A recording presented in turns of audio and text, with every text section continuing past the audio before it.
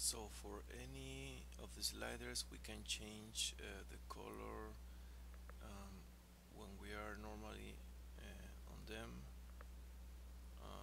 When we have the mouse over them there is highlight, and when we press it, for example, let's change this one to green, and this, let's change it to, I don't know, to this color, and then we can test it. As you can see, the press color is gray, and well, here it is blue because it is selected by a keyboard. But if you have other selected, you can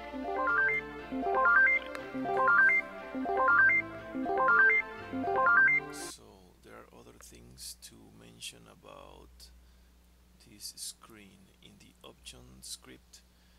Aside from the music clip, loop music, and music delay that we have in other screens too, we have values for each one of the sounds that are played. For the sounds and for speech we have a delay, so this is the time that will pass between each sound that is played.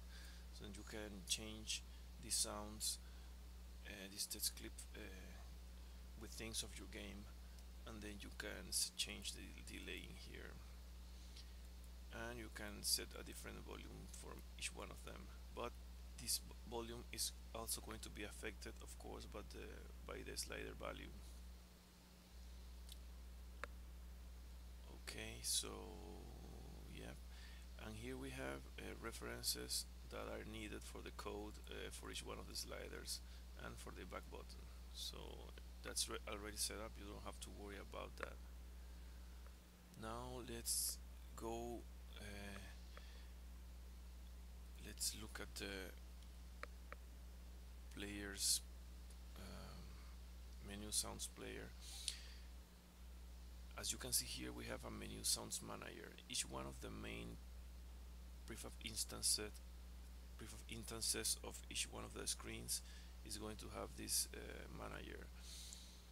Um, for example, in the main menu screen, what we have is the main menu script and the main menu prefab, and in the crates and help screen we have the quitter instance, and they have this script. What this script does is it's going to look in the scene for the menu sounds player, and if it is not found, it's going to create it using this address in the resources folder. So it is already written in here, you don't have to deal with it. So let's go into menu sounds player. Here in the prefabs you can set this. Let me change this so you can see it. Yeah, that's menu sounds player. So here you have an audio listener, audio source, and here you can drag the sound you want to use for the selections in the menus, for the back sound in the menus, um, and you can set the default FX volume. This is because you can use the menu sounds player to play sounds in your menu screens. You can access it by looking at the reference you have for the menu sounds manager that is in each one of the screens, and there you have a reference. This is like this: the menu sounds manager has a reference to the menu sounds player, and that can be used to play sounds. And if you don't pass a particular value for the sound, this is the default volume that is going to be used for volume or for speech. um, Here you have the volume for the selection sound and for the back sound. Of course, all of these sounds are going to be affected by the ratio you set when you move the sliders. Here you have a reference to the SFX player that is a children of the menu sounds player. You need two other sources because one is playing the sounds and the other is going to play the effects with different volumes. So you don't want the music volume to change when you are playing the special effects. That's why I need two other sources. Okay, so that's it with this. So here we are looking at the instructions of the game wrapper that come with the asset when you buy it. Um, Here we are looking at the public methods we can use from the classes in this asset. Um, for example, from the fade scene script, we have a static method that will create a script of the same class, fade scene, um, and we'll attach the script to a game object that we pass here as user.